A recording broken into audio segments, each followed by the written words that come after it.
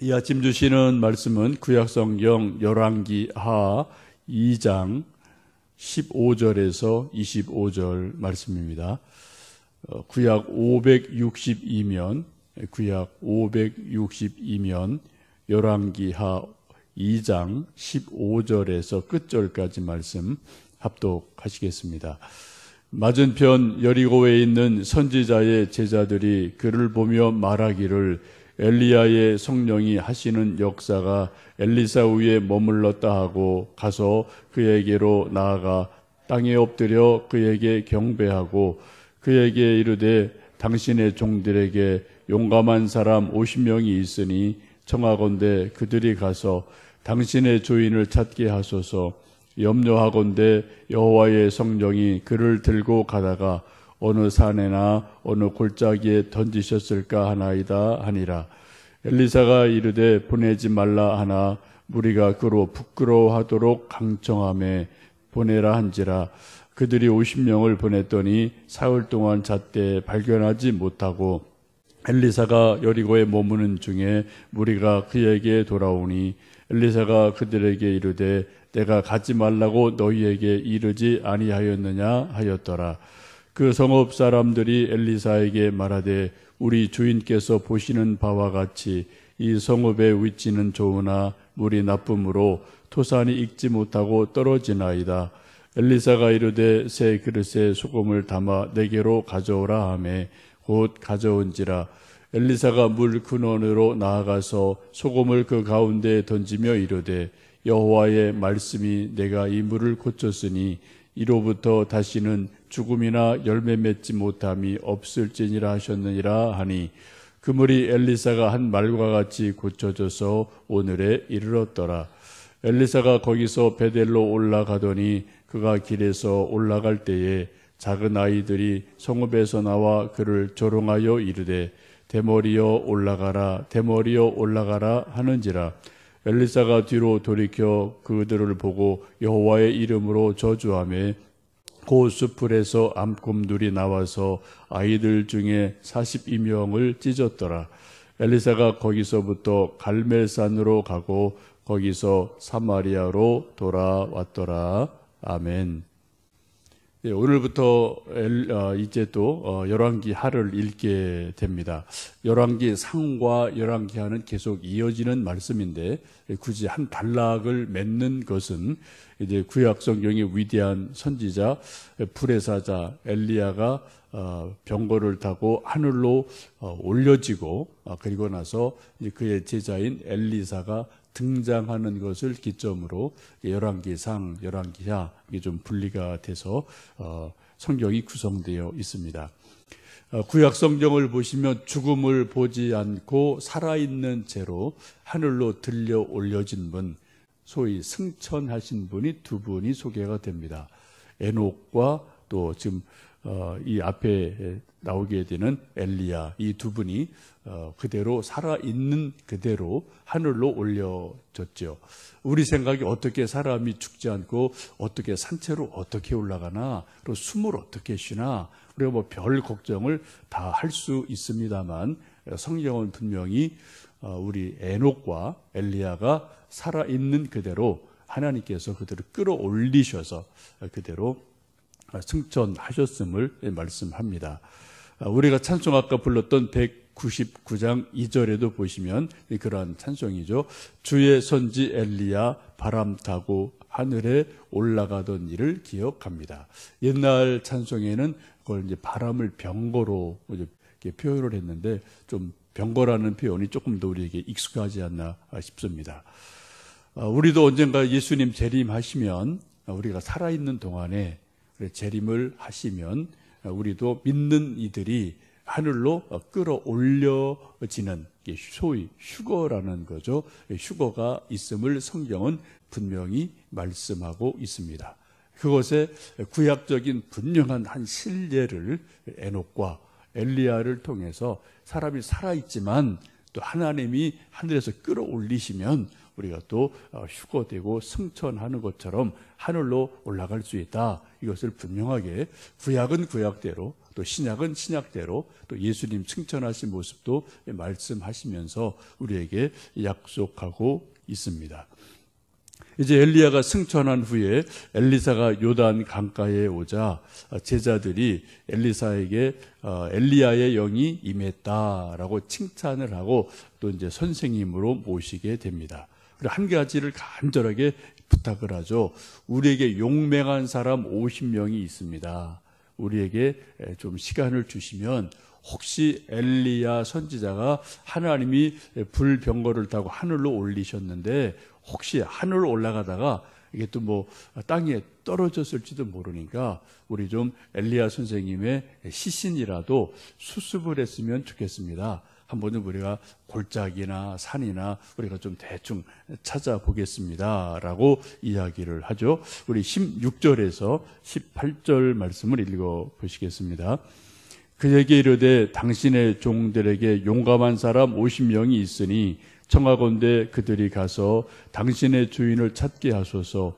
염려하건대 여호와의 성령이 그를 들고 가다가 어느 산에나 어느 골짜기에 던지셨을까 하나이다 하니라. 엘리사가 이르되 보내지 말라 하나 무리가 그로 부끄러워하도록 강청하매 보내라 한지라.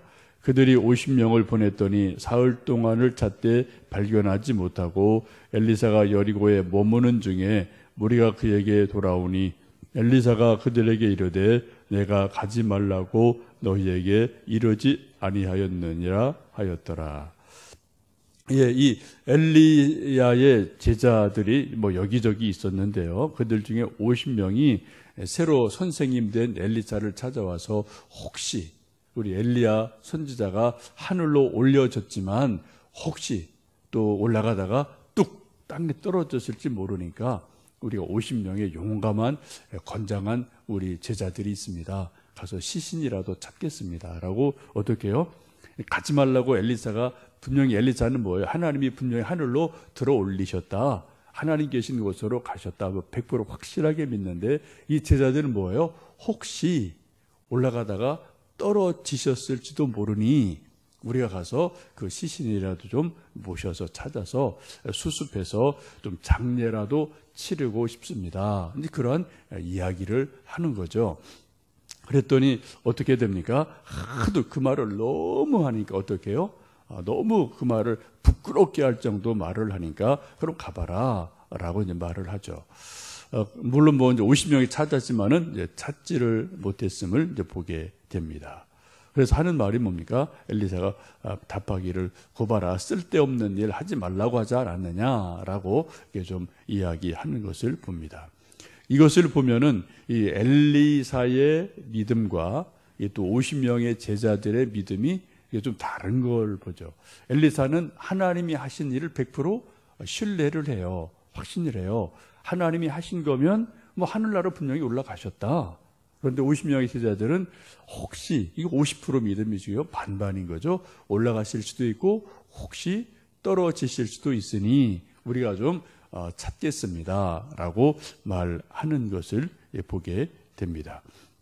이것을 보면 똑같은 일을 보고도 어떤 믿음의 눈으로 보는 것과 영적인 안목으로 보는 것과 그렇지 않은 것이 엘리사와 50 제자들에게 있음을 이 말씀을 통해서 볼 수가 있습니다. 여러분, 우리가 아직까지 휴거를 경험한 사람은 아무도 없어요. 그죠? 신약 시대에 와서. 근데 여러분, 휴거가 분명히 있음을 믿으시고요. 우리가 정말 살아있는 동안 예수님이 재림하신다면 우리도 공중으로 들려 올려지는 일이 있음을, 이건 뭐 어떻게 그런 일이라고 생각하지 마시고 성경을 그냥 말씀 그대로 믿으시고 우리가 또 예수님에 대한 그런 소망도 가지시는 것은 참 중요한 일인 줄로 압니다. 이제 19절에서 22절까지는 여리고성에 한 우물이 있는데 수질이 좋지 않아서 땅이 황폐하고 먹을 수 없는 그런 물이 있습니다. 마치 마라 같아서 먹을 수도 없고 농사를 져도 이게 좀 농사가 잘 되지 않는 그러한 거친 물이죠. 그래서 물은 물인데 쓸모가 없어서 고민을 하게 됩니다. 그러자 엘리사가 소금을 가져와라 해서 소금을 가져다가 물 그 근원에 뿌리고 또 하나님의 이름으로 축복을 했더니 그 물이 다시는 죽음의 물이 아니라 고쳐져서 단물이 되는 것을 볼 수가 있게 됩니다. 우리가 신약 성경을 보시면 예수님께서도 물로 포도주를 만드신 일이 있고요. 또 출애굽기를 보시면은 모세가 마라 쓴 물, 도저히 먹을 수 없는 그 쓴 물을 또 나뭇가지를 던졌더니 사람이 마실 수 있는 단물로 변화된 것을 우리가 보기도 합니다. 우리가 예수님을 믿는 것도 바로 그런 역사가 있죠. 우리 인생이 예수님 이전에는 쓴물 같은 참으로 세상에서 거친 세상을 살아가는 우리 인생인데, 그런데 우리가 십자가 달리신 예수님을 믿으면 그 예수님의 십자가의 은혜로 인해서 우리가 구원받은 백성이 되고요. 우리가 단물 같은 인생이 돼서 맹맹하던 그런 맹물 같던 인생이 정말 포도주같이 단맛이 나고 또 살맛이 나고 또 천국의 소망이 있는 그러한 또 다른 인생으로 우리가 바뀌는 것을 매일매일 경험하고 있습니다. 여러분, 우리가 인생을 살다 보면은 예수님 믿은 이후에도 마라 같은 일들이 일어날 수 있습니다. 출애굽한 이후에 마라가 있잖아요, 그죠? 출애굽한 이후에 있기 때문에 우리가 예수님 믿고 구원받은 이후에도 인생을 살면서 우리 인생 가운데 마라같이 쓴 물을 만날 수가 있거든요. 그때 우리가 예수님의 이름으로 또 십자가를 의지해서 우리가 또 기도하고 은혜를 구하면 그 마라 같은 쓴 물을 또 예수님의 은혜로 십자가의 능력으로 우리를 또 변화시키셔서 단물이 되게 하시는 그러한 은혜가 있을 줄로 믿습니다. 이 아침 우리가 또 여러분 개인적인 이런저런 기도, 자녀를 위한 기도, 또 나라를 위한 기도, 이런저런 기도들이 있을 터인데, 여러분 그러한 믿음으로 또 십자가를 붙들고 기도하실 때 하나님의 은혜가 임할 수 있을 줄을 믿습니다. 이제 또 하나 23절에서 25절에 보시면 이제 엘리사가 베델에서 길을 걷고 있는데 젊은 아이들이 엘리사를 놀려대는 그런 말씀이 있죠. 한번 23절에서 25절 말씀 읽어 보시겠습니다. 엘리사가 거기서 베델로 올라가더니 그가 길에서 올라갈 때에 작은 아이들이 성읍에서 나와 그를 조롱하여 이르되 대머리여 올라가라 대머리여 올라가라 하는지라. 엘리사가 뒤로 돌이켜 그들을 보고 여호와의 이름으로 저주하며 곧 수풀에서 암곰들이 나와서 아이들 중에 42명을 찢었더라. 엘리사가 거기서부터 갈멜산으로 가고 거기서 사마리아로 돌아왔더라. 아멘. 또 이 말씀 우리가 조금 좀 이해하기 힘든 그러한 부분이 있습니다. 엘리사가 베델로 올라가는데 길에서 놀던 아이들이 여러 명이 나와서 엘리사 선지자를 조롱을 했습니다. 대머리여 올라가라, 대머리여 올라가라, 대머리야, 대머리하고 막 이 외모를 가지고 아이들이 조롱하고 욕을 하는 모습을 보게 됩니다. 이것을 쉽게 말하면은 이 놀리는 아이들이 엘리사를 보고 어이 대머리야 대머리야 엘리야처럼 너도 한번 승천해봐 라고 놀리는 그러한 내용으로 보시면 좋겠습니다. 성경에 보시면 이 대머리라고 어떤 한 사람을 소개한 것은 이 엘리사가 좀 유일하지 않나 싶습니다. 엘리사가 대머리가 얼마나 심했든지 하여튼 아이들 볼 때도 번쩍번쩍 하니까 놀리잖아요. 우리도 옛날에 어린 시절에 대머리 놀리는 노래 있잖아요. 그죠? 대머리가 반짝하고 또 구두약을 발라놓고 이런 노래 여러분 혹 기억하실지 모르겠어요. 이렇게 대머리를 놀리고 하는 그런 노래들이 있기도 했는데 예나 지금이나 사람들이 어떤 외모를 가지고 또 놀리는 것들이 장난삼아 있기도 할 수 있습니다. 그런데 유대인들의 생각에 예나 지금이나 능력 있는 사람은 털이 많은 사람, 머리숱이 많은 사람, 그런 사람을 되게 능력 있는 사람이라고 표현을 합니다. 열왕기하 1장 8절에 보시면은 엘리야 선지자를 털이 많은 사람이다라고 성경은 말씀하고 있어요. 또 우리 세례 요한도 보면 털옷을 입었더라라고 털옷을 입었다라고 굳이 그런 것을 또 성경에서는 말씀하는 것을 볼 수 있거든요. 요즘도 유대인들 보면 가끔 우리가 사진 보면은 뭐 머리가 길고 털이 이만큼 기르는 것들 여러분 대부분 보실 겁니다. 정통 유대인들은 하여튼 털을 깎지 않고 털을 수북하게 이렇게 기르는 모습을 뭐 예나 지금이나 우리가 좀 볼 수가 있습니다. 그래서 유대인들 생각에는 털이 많은 것이 곧 하나님의 능력이 많은 거다. 뭐 이렇게 보는 생각이 있었던 것 같습니다. 그런데 반면 지금 엘리사는 어찌된 일인지 대머리예요. 이게 머리털이 없어요. 그러니까 사람들 보기에 저거는 뭐 능력 없는 그냥 정말 말 그대로 대머리네 라고 그렇게 놀림 받을 만한 그러한 일들이 있게 된다는 거죠. 이거 쉽게 말해서 이 아이들이 엘리사의 외모를 대머리라고 털이 없다고 놀려대는 것은 이 털도 없는 대머리야 너가 무슨 하나님의 사람이냐라고 조롱하는 것으로 보시면 좋겠습니다. 이것은 단순하게 엘리사의 외모를 놀리는 것이 아니라 엘리사의 직분을 놀리는 거예요. 하나님이 어쨌든 엘리사를 선택하셨거든요. 요단강을 건너가기도 하고 능력이 이미 임해서 하나님의 사람이 된 것이 분명한데 그런 외모를 한두 가지 보고 너가 무슨 하나님의 사람이냐라고 놀리는 것은 곧 그 사람을 놀릴 뿐 아니라 그를 세우신 하나님을 놀리는 것과 동일하게 볼 수가 있게 됩니다. 그래서 이것을 성사학자들은 이 아이들이 특별히 그냥 보통 아이들이 아니라 베델 우상을 섬겼던 제사장들의 자녀들로 보는 그러한 견해도 있습니다. 우상을 숭배하던 제사장들의 아이들이 막 때로 몰려와서 하나님의 사람 엘리사를 외모를 가지고 조롱하면서 너가 하나님의 사람이냐? 근데 왜 털이 없냐?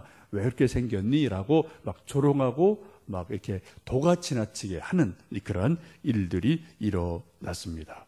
그러자 엘리사가 하나님의 이름으로 저주를 할 때 그때 수풀에서 곰이 나와서 아이들을 죽이는 일이 일어나는 것을 보게 됩니다. 곧 하나님이 그냥 능력이 있으시다라는 것을 지금 확실하게 말 한마디로 보여주는 그러한 일들이 일어나게 된 것이죠. 여러분 지금 하나님의 사람 불의 선지 엘리야가 올려지고 그 제자 엘리사가 또 이어서 하나님의 일을 감당하면서 귀한 일들이 일어나는 것을 오늘 요 열왕기 상하 이렇게 이어지는 과정에서 말씀을 하고 있는데 그것은 엘리사도 엘리야에 못지않게 하나님이 세우신 사람이다.